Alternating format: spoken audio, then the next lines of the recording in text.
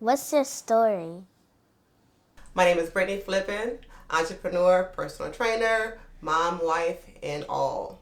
So you want to know what's going on? I'm about to tell you. This is my story.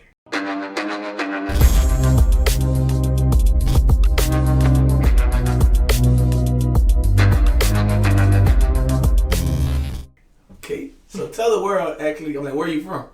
I'm from New Orleans, Louisiana, uptown, upper line to be exact, third ward. So born and raised, been here all my life, left after Katrina.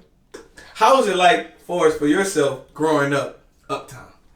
Uptown was nice. I didn't get a chance to see too much of it growing up. I was a very sheltered child. I was raised by a single mother of three, and we didn't get a chance to really do too much. We had to stay in the books. We visit family. Our family is very close knit, so that was my playmates, my cousins, and people that's close. Or maybe the next door neighbor, but I wasn't the child that was able to just run the streets and do all the cultural things that we do here in New Orleans without some type of parental guidance. But yeah, we moved around a lot, even though it was still in New Orleans. But yeah, uptown was still good. No bad drama. Gotcha. So and for people who don't know, if New Orleans is big on, what school you went to, like where you're from. So where did you graduate from? So I didn't graduate here. Okay. I graduated in Oklahoma City. Yes. So let's see this story. How you made it from New Orleans to Oklahoma? Right. So went to Oklahoma. My mom moved out there for a job. So I moved. We were going to Lawless. Our household was split up. We were Lawless. We was at Chalmette. At Chalmette High when I actually left. And we went to Oklahoma. We stayed there until I graduated. So I graduated from a school called Northwest Classic in Oklahoma City.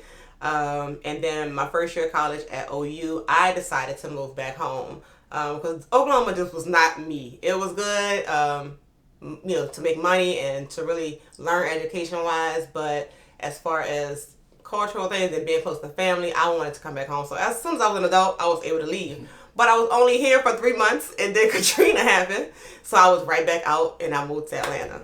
So, right, because a few people actually thank you actually from Atlanta. Oh right, right, because I moved out there when I was 19.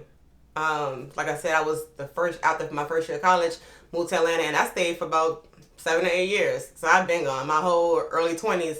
That's where I was. But no, from New Orleans. Went to Capitol Junior High. We went to Grunda Elementary. All different type of places. Grunda Elementary? Yes. On the West Bank. We'll drive. When my mom went to work, she would drop us off at school, and we come back over here to New Orleans. Yes. Hey, but your mom was very, very protective, bringing you in Grunda because Grunda has the highest arrest rate in America.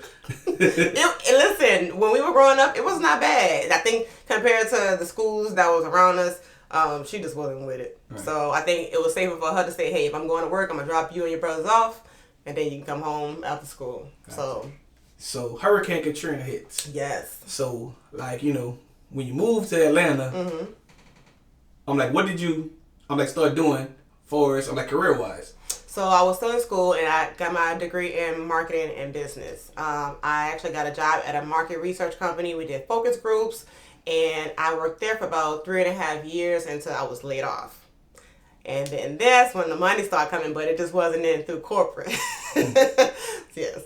So, when did you actually begin your journey as one personal trainer? That started in 2009. Okay. Yeah, 2010. 2010 actually, I saw my certification. Yeah. I started working out in 2009, but 2010 I got certified as a trainer. So, like I said, I've been doing this over a decade. But that came from being laid off, right? So I had time working out, and I actually just found a passion for it. And that's where the entrepreneur came out of starting the personal training, fell in love with fitness, and it's been up ever since. Right. So did you become a personal trainer down here, or you became one in Atlanta? Mm-hmm. In Atlanta. My first job was at LA Fitness in Atlantic Station. Okay, so let's fast forward. So how did you make it back home? So, doing personal training, just starting out, that wasn't as lucrative for me. So a lot of things started happening where I had to make some fast money. Right, so I ain't gonna get too much into that because we have some things that's coming out. You got to wait for the book to release for that information. But I will say this: it led to me doing time in the feds. Oh, yeah, and from there, I didn't want to return back to Atlanta because it just had too much bad energy. Like I said, a lot that I was doing that wasn't right was there in Atlanta. And I just wanted a fresh start. But a year prior to being incarcerated, I had just got back with my old flame, who's now my husband. So shout out to your husband. Yeah. So prior to, like I said, going to the feds, I was with him, and he told me, once this is over and once this is behind us, I want you to come back home. And I'm already on personal training, and I have a gym here in New Orleans, and I want you to join me. So that's how that started. Okay, so basically he was actually writing you while you was in jail? That's right. Oh. He can't pick me up. Oh. That's my dog. Yeah. That's my dog. It was there for you, huh? Yes, right. And you don't actually see that often, men holding down women in jail. Right. And see, so prior to Katrina, when I tell you I came home, that's when I originally met him. Okay. During that summer, and we dated that summer, and Katrina happened. I went to Atlanta, he went to Houston. So we just had, all new lives. We were young, but we still stayed in contact. And then I would always come home and visit, even though I lived in Atlanta. So we would still stay in contact. And then one year he saw me, and he wanted the old thing back, and that's how that happened. And he didn't want to stop calling me, and we just been connected ever since. And we decided to, get into a long distance relationship. And I did tell him at that time, I have a lot going on, even with the whole case situation, and he still wouldn't let up, and he stayed down.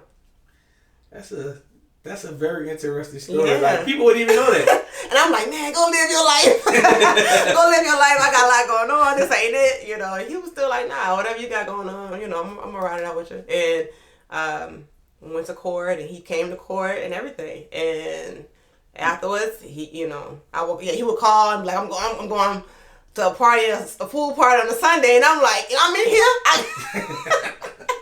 I'm in here, but I gotta hear you going to a party. But after that time was over, like I said, he came got me, and I was personal training. I was fit with Britt here in New Orleans. And so y'all went through some real battles to be with you. Oh yeah, definitely. That's why I always feel like it was definitely ordained by God, like hands down. Any other guy would be like, no, that's a lot going on. She got too much drama going on. And for him, it was more like it was nothing. Like he wasn't offended or moved or turned off by anything. And it was to the point where he knew who I was prior to that. So, he pretty much just thought as, okay, you did some dumb stuff, and, But that's crazy because, usually people judge. Right. And with the man for being a convicted felon. Right. But the woman is like. It's me.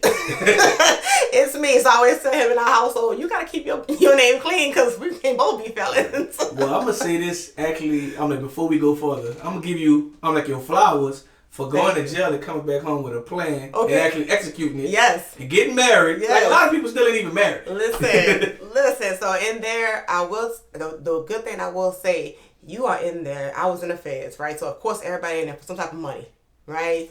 Doing something to make some type of money. And you talk about millionaires, you're talking about mayors and governors and senators who got sentenced, like where Martha Stewart was at. That's where I was, So it got to the point where, no. It got to the point where it's like, these are people with masterminds. They may have made some mistakes, but their mindset is correct. They just got to go on the right path with it. So I had no choice but to sit there and come up with a plan to never be in that same position again. I learned from this as a stepping stone, and know now you have the right mind to make money, but let's do it the right way. Gotcha. So fast forward, you get out of jail, and you start being in a relationship with, shout out Mo Flippen. Yes. And training, and but y'all get to training celebrities, creating products and everything like that. Like when you was in jail, did you see? Did you have a 5-year plan, anything like that? I didn't, but I always felt like something. I always felt like something was telling me it's gonna be all right. Telling me like, from here it's only gonna go up. And I always felt like that was God in the back of my mind telling me like, listen, I have a plan for you. This is where we're gonna start, so that humble beginnings. Like, this is where you're gonna start, but I'm gonna take you up. And I always had that in my mind. Like, when I got home, I'm gonna just work. I'm gonna lie, I have a hustle that a lot of women don't have. If there is an issue, I'm gonna find a solution. That's just my mindset. So it was when certain things didn't work that I tried to do in fitness, I just pivot and do something else. So that was never a question of if I was gonna make it. It was more when. Gotcha. Yeah. So tell the world, what's an average day like for you? Busy. I am a mom now. We have 2 boys. Of course, in my schedule and in his, but in my schedule, it really comes first. I have to get them to school first thing in the morning. So for me, I have to pivot my schedule. I can't do certain things before 9 a.m. And then after they're gone, my day starts. I start with early morning training. Afterwards, I got to get my own workout in. This is my business. This is my brand. So I got to keep my body together. After that, I have 2 hours to either shower and run errands before I'm picking one up, run another errand, pick the second one up. Then I have the evening. If they have activities, if I have activities. Doing business is going well. So the gym is going great. My personal business as well. So monitoring those things, making sure everything's going well. I don't really have to do the footwork as much. We have people in place that helps with our business, so it's more of just supervising and making sure that everything's run smoothly.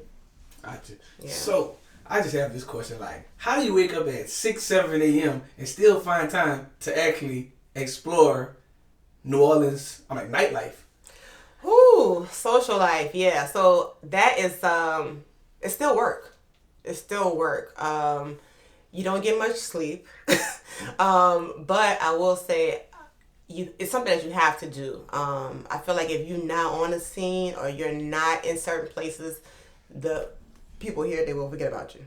Locally, I will say that. Social media don't have to see you in person, but if you're here locally and you have a lot going on, it's good to stay in front of people.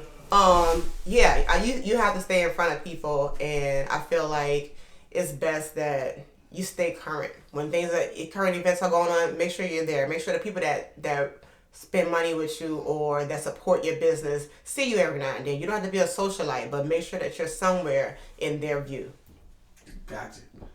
So, tell us, what do you have going on? Right now, for as product wise, what are you, promoting? Okay. Of course, my number 1 supplement is the Gotta Go Detox I have on my Go collection. I have another product I am working on, so I won't speak on that yet. But right now, we are working on my life story, my testimony, which is Flipping the Script. That's my book that will be releasing soon. And that is, like I said, my testimony about how God took me through life, just always making sure that I'm working towards His will and working more, on myself and being the best version of myself. But all the things I've been through as far as my testimony, and how I came out of that, and how He always was had His hands on me through it.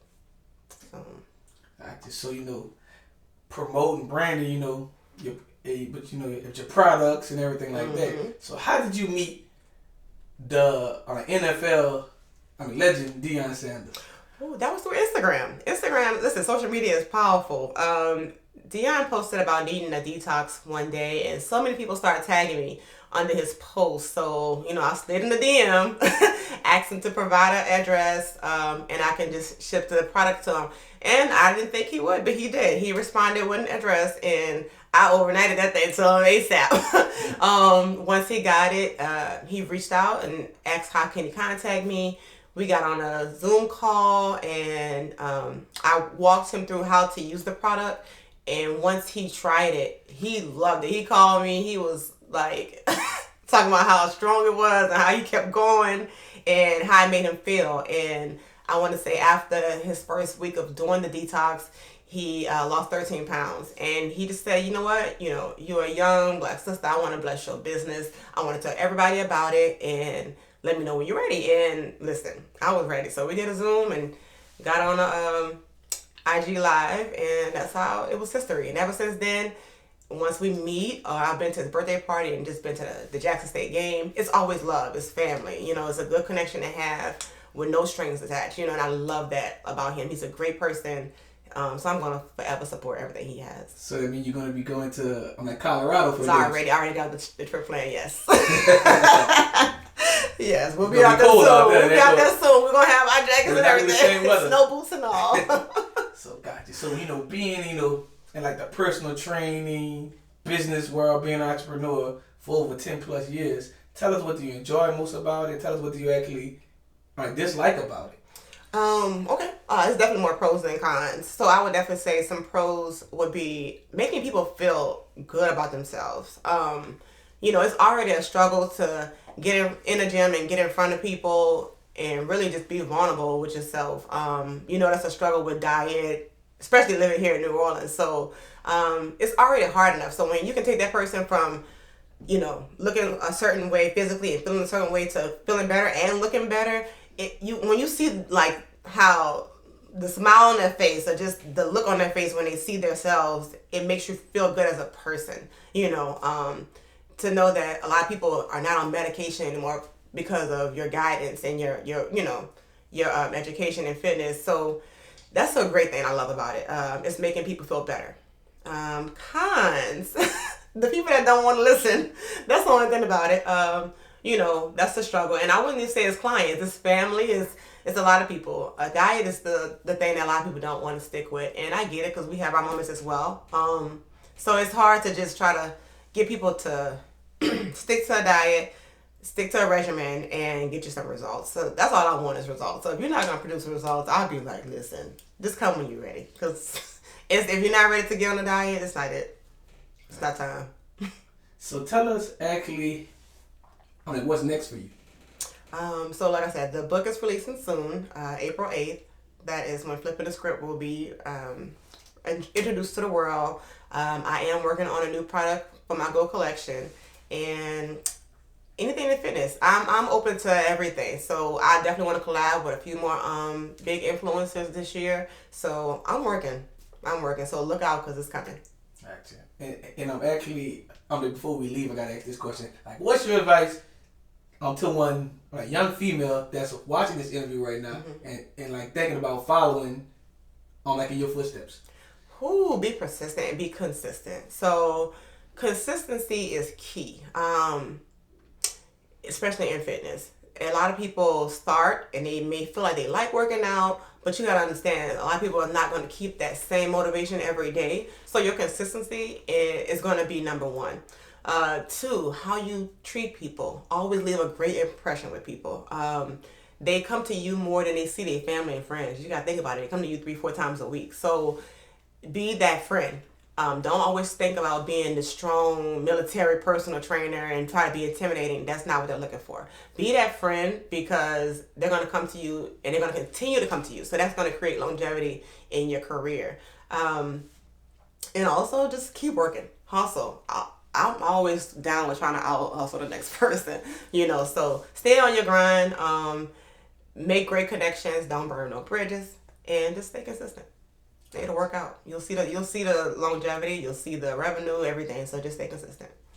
And also, but last but not least, tell the world actually, what can they find you on social media and just everywhere. So on social media, I am Fit with Britt 504. That's FITWITBRITT 504. Fitwithbritt.com, and my brand is Wasteworks at IG.